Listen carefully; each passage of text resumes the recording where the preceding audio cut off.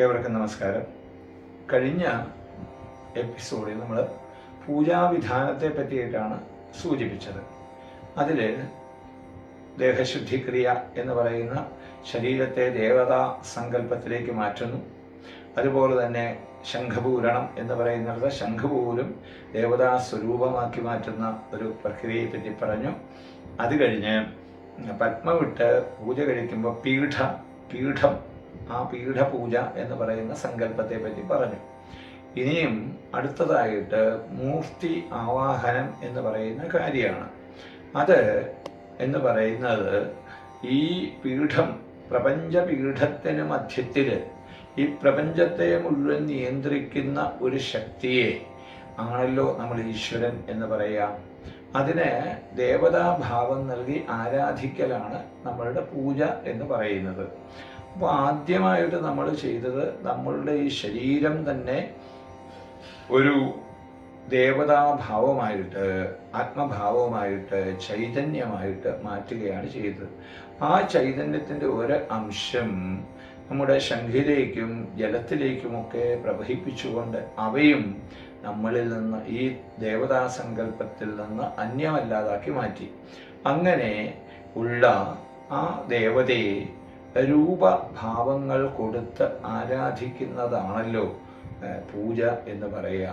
എന്നാൽ യഥാർത്ഥത്തിൽ ഈശ്വരന് രൂപമോ ഗുണമോ ഒന്നും തന്നെ ഇല്ല, പ്രത്യേകിച്ച് നാമങ്ങളും ഇല്ല, ഇന്ന നാമങ്ങളല്ല എന്ന് ഇല്ല.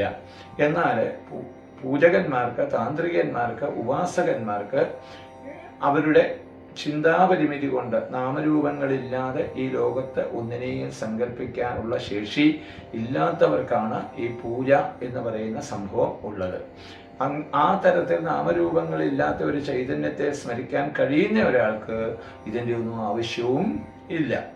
അപ്പോൾ പൂജകൾ ചെയ്ത് ആ ഒരു തലത്തിലേക്ക് ഉയർന്നു കഴിഞ്ഞാൽ എന്ന് പറഞ്ഞാൽ നാമരൂപങ്ങൾക്കതീതമായ ഈശ്വരശക്തിയെ ഭാവന ചെയ്യാനുള്ള ശക്തി ഉണ്ടായിക്കഴിഞ്ഞാൽ പിന്നെ ഈ താന്ത്രിക പൂജയുടെ ആവശ്യം ആ വ്യക്തിക്ക് ഇല്ല എന്ന് നമ്മൾ മനസ്സിലാക്കണം.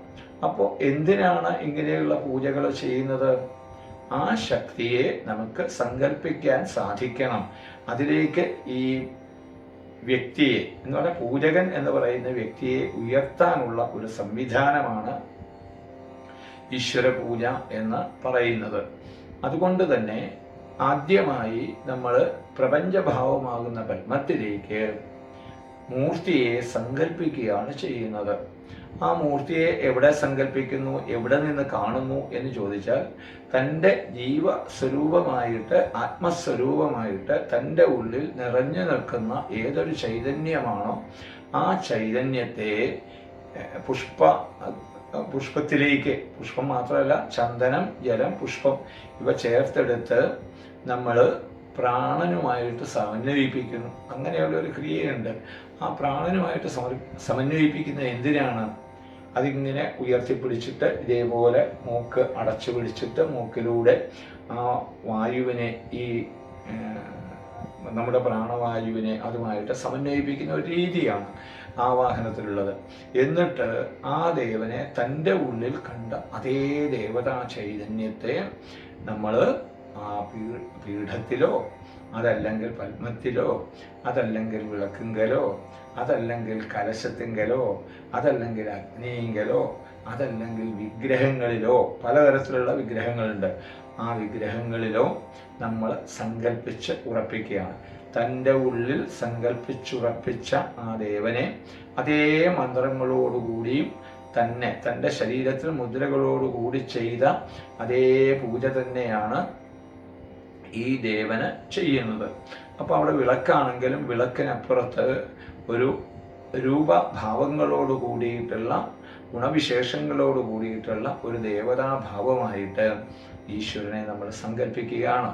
കാരണം ഈശ്വരനിൽ നിന്നാണ് ഈ ഗുണങ്ങളും നാമങ്ങളുമൊക്കെ ഉണ്ടായത്. അതുകൊണ്ട് അതേ ഗുണനാമ സങ്കല്പങ്ങൾ കൂടിയിട്ട് ദേവനെ പൂജിക്കുന്ന ഒരവസ്ഥ, സങ്കല്പിക്കുന്ന ഒരവസ്ഥ, പൂജിക്കുന്നു എന്നല്ല സങ്കല്പിക്കുന്നു എന്നൊരവസ്ഥ. ആ സങ്കല്പം ഉറപ്പിക്കാൻ വേണ്ടിയിട്ടുള്ള ഒരു പദ്ധതിയാണ് പൂജയെന്ന് ഞാൻ മുമ്പേ പറഞ്ഞല്ലോ. എന്നിട്ട് ആ ദേവനും ലിപിന്യാസം തുടങ്ങി അതുപോലെ തന്നെ ശുദ്ധിക്രിയകളൊക്കെ ചെയ്ത് സാധാരണ ഒരു മനുഷ്യന് എന്തൊക്കെ കാര്യങ്ങൾ ചെയ്യുമോ അതൊക്കെ പൊട്ടുതൊടിയിക്കുകയും അതുപോലെ തന്നെ പുടവ ഉടുപ്പിക്കുകയും വസ്ത്രം ധരിപ്പിക്കുകയും പാദം കഴിയിക്കുകയും ഒക്കെ ചെയ്യുന്ന ഒരു അതിഥി വീട്ടിലേക്ക് വരുമ്പോൾ ഏതൊക്കെ ക്രിയകളാണ് നമ്മൾ ചെയ്യേണ്ടത് അതെല്ലാം അവിടെ ചെയ്യുന്നു. അതിഥിയുടെ പാദം കഴുകുന്നു. പണ്ട് കാലത്ത് അതിഥി വന്നാൽ ഉടനെ തന്നെ കുളിക്കാൻ വേണ്ട സംവിധാനമാണ് ചെയ്യുന്നത്. കുളിയൊക്കെ കഴിഞ്ഞ് അതിഥി അത് തന്നെയാണ് സ്നാനം. ആ സ്നാനക്രിയകൾ ചെയ്തു കഴിഞ്ഞാൽ പിന്നെ പുതിയ വസ്ത്രങ്ങളൊക്കെ കൊടുത്ത് അതിഥിയെ സ്വീകരിച്ച് പീഠത്തിലിരുത്തി അവിടെ വരെ ഉള്ള കാര്യങ്ങളാണ് ചെയ്യുന്നത്. അതെല്ലാം ജലഗന്ധ പുഷ്പധൂപദീപാദികളോടുകൂടി ചെയ്യുന്നു. എന്ന് പറഞ്ഞാൽ ഇത് ചെയ്യുക മാത്രമല്ല, ചെയ്യുന്നു എന്ന് പറഞ്ഞുകൊണ്ട് മാത്രമായില്ല, ആ ദേവതയുടെ ഓരോ അംഗങ്ങളെയും സങ്കല്പിച്ച് നമ്മൾ മന്ത്രങ്ങൾ ജപിക്കുന്നു. എന്നിട്ട് അതാത് ദേവതയുടെ ഭാവങ്ങളെ അല്ലെങ്കിൽ ഓരോ അംഗങ്ങളെയും ശിരസ് മുതൽ പാദം വരെയുള്ള ഓരോ അംഗങ്ങളെയും മനസ്സിൽ സ്മരിച്ചുകൊണ്ട് ജലം, ഗന്ധം, പുഷ്പം, ധൂപം, ദീപം ഇവ കാണിക്കലാണ് മൂർത്തി പൂജ എന്ന് പറയുന്നത്. എന്ന് പറഞ്ഞാൽ ഈ 5 കൂട്ടം സാധനങ്ങൾ കൊണ്ട് ഇത്രയും അംഗങ്ങളെ നമ്മൾ കാണുന്നതോടുകൂടി ആ ദേവതയെ നമ്മുടെ മനസ്സിൽ നന്നായിട്ട് ഉറപ്പിക്കാൻ സാധിക്കും.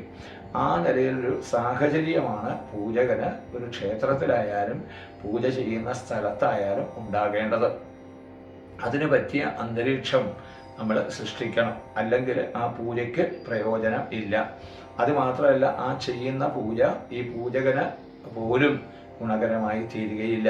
പിന്നീട് മുദ്രകളോട് ഹൃദയമുദ്ര, ശിരോമുദ്ര ഇങ്ങനെ പറയുന്ന മുദ്രകളൊക്കെ ഉണ്ട്. ഈ മുദ്രകൾ കൊണ്ട് ദേവന്റെ ഓരോ അംഗങ്ങളിലും സ്പർശിക്കും. അതാണ് അംഗസ്പർശം ചെയ്യും. ഇങ്ങനെ ആ ദേവനെ ശരിക്ക് തൻ്റെ മുമ്പിൽ വരച്ച് നിർത്തുക എന്നുള്ളതാണ്. ഒരു ചിത്രം വരയ്ക്കുന്നത് പോലെ ഉപാസകന്റെ ചിന്തയിൽ അങ്ങനെ വരച്ച് നിർത്തുക. എന്നിട്ട് അതിൽ പൂർണ്ണമായിട്ടുള്ള കേന്ദ്രീകരണത്തിനുള്ള ക്രിയാപദ്ധതികളാണ് ഈ പൂജകളിൽ, മൂർത്തി പൂജയിൽ ചെയ്യുക. അത് കഴിഞ്ഞാൽ പിന്നീട് ഒരു അതിഥി വന്നു കഴിഞ്ഞാൽ അദ്ദേഹത്തെ സ്വീകരിക്കുമ്പോൾ നല്ല ഭക്ഷണം കൊടുക്കണം. ആ ഭക്ഷണമാണ് നിവേദ്യം എന്ന് പറയുന്നത്. നിവേദ്യം അതുകൊണ്ടാണ് പൂജയിൽ പ്രധാനമാണെന്ന് പറയുക. കാരണം നമ്മുടെ പ്രാണനെ നിലനിർത്തുന്നത് ആഹാരമായതുകൊണ്ട്. ആഹാരം കഴിക്കുന്നത് എന്തിനാണെന്ന് വെച്ചാൽ വിശപ്പ് മാറ്റാനെന്ന് നമ്മൾ പറയും. അല്ല, ഈ നമ്മുടെ പ്രാണൻ നിലനിൽക്കുന്നത് ആഹാരത്തിലൂടെയാണ്. അന്നാദ്ഭവന്തി ഭൂതാനി, എല്ലാം അന്നത്തിലാണ് നിലനിൽക്കുന്നത്. അതുകൊണ്ട് തന്നെ അന്നം, ആഹാരം ഭഗവാന് നിവേദ്യമായിട്ട് വയ്ക്കും. ആ നിവേദ്യത്തിലും ചില നിവേദ്യത്തെ പോലും ആദ്യമായിട്ട് ദേവചൈതന്യമാക്കി മാറ്റുക എന്നുള്ളതാണ് ചെയ്യുന്നത്. അതാണ് നിവേദ്യക്രിയ എന്ന് പറയുന്നത്. ഏതൊരു ദേവനെയാണോ നമ്മൾ ആരാധിക്കുന്നത് ആ ദേവന്റെ ചൈതന്യമായിട്ട് നിവേദ്യത്തെ സങ്കല്പിക്കുകയും അതിനുശേഷം 5 പ്രാണന്മാരെയും വ്യാഹൃതി, പ്രണവം അതുകൊണ്ടും ഒക്കെ മൂർത്തി മന്ത്രം കൊണ്ടും ഒക്കെ ദേവചൈതന്യത്തിലേക്ക് പ്രവഹിപ്പിക്കുകയാണ്. ഈ നിവേദ്യത്തിൻ്റെ രസത്തെ പ്രവഹിപ്പിക്കുകയാണ് പൂജയിലെ നിവേദ്യം എന്ന് പറയുന്നത്. അത് വളരെ ശ്രദ്ധയോടുകൂടി ചെയ്യേണ്ടതാണ്. അതുകൊണ്ടാണ് പ്രസ്തുത സമയത്ത് ക്ഷേത്രത്തിനുള്ളിൽ ആരും നിൽക്കേണ്ടതില്ല.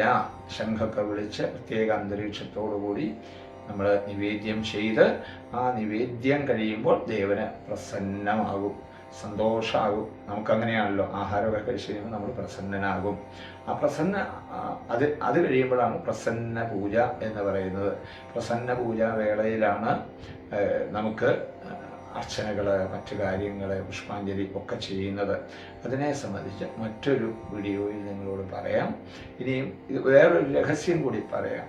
ഏതൊരു ദേവനെ ആവാഹിച്ചാലും നിവേദ്യ സമയത്ത് 5 പ്രാണൻ, അപാനൻ, വ്യാനൻ, ഉദാനൻ, സമാനൻ തുടങ്ങിയ 5 വായുക്കളെയും ഭൂ, ഭുവ, സ്വ തുടങ്ങിയതായിട്ടുള്ള ആ മന്ത്രങ്ങൾ കൊണ്ടൊക്കെയാണ് നമ്മൾ ചെയ്യുന്നത്. ഇപ്പം ഞാൻ ആ മന്ത്രങ്ങൾ പൂർണ്ണമായിട്ട് അതിൻ്റെ ആശയങ്ങളിലേക്ക് പിന്നീടൊരിക്കൽ വരാം. അപ്പം ഇങ്ങനെ പഞ്ചപ്രാണന് വ്യാഹൃതി പ്രണവം, അതുപോലെ തന്നെ ചിലർ മൂർത്തിയുടെ മൂലമന്ത്രം കൊണ്ടും എന്ത് ചെയ്യാറുണ്ട്, പ്രാണാഹുതി ചെയ്യാറുണ്ട്. പ്രാണാഹുതി എന്ന് പറയുമ്പോൾ നമ്മൾ കേൾക്കുന്ന ഒരർത്ഥത്തിലല്ല, പ്രാണനെ ആഹുതി ചെയ്യുക പ്രാണനിലേക്ക് ലയിപ്പിക്കുക എന്നുള്ള നിലയിലാണ് ചെയ്യുന്നത്. അത് ദേവനോ ഏത് ദേവനും ദേവതയ്ക്കും ഒരേ ആഹാര സമയത്ത് നിവേദ്യ സമയത്ത് ഒരു മന്ത്രമാണ്. അപ്പോൾ രൂപഭാവങ്ങൾക്കൊക്കെ അതീതമായി നിൽക്കുന്ന പ്രാണന് ഈ രൂപവും നാമവുമായിട്ട് യാതൊരു ബന്ധവുമില്ല എന്ന് നമ്മൾ മനസ്സിലാക്കണം. അപ്പോൾ പ്രാണന് അങ്ങനെയാണ്. ആ പ്രാണസ്വരൂപത്തെ പുഷ്ടിപ്പെടുത്തുക.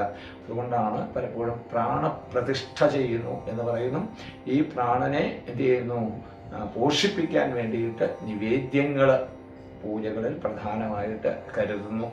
അപ്പോൾ മൂന്നാമത്തെ ഘടകം അതാണ് ഇപ്പോൾ പറഞ്ഞത്. ആദ്യം നമ്മൾ ദേഹശുദ്ധി, ശംഖപൂരണം, അത് കഴിഞ്ഞാൽ പീഠം, അത് കഴിഞ്ഞാൽ പിന്നെ മൂർത്തി പൂജയുടെ ഏകദേശം ഒരു സങ്കല്പം ഇത് മനസ്സിലാക്കാൻ വേണ്ടിയിട്ട് നിങ്ങൾക്ക് പറഞ്ഞു തന്നു എന്ന് നിങ്ങൾ മനസ്സിലാക്കുക. ഇനിയും അടുത്ത ഒരു ഘട്ടമുണ്ട്, അതാണ് പ്രസന്ന പൂജ. അതിനെ സംബന്ധിച്ച് അടുത്ത ഒരു വീഡിയോയിൽ നമുക്ക് ചെയ്യാം. നമസ്കാരം.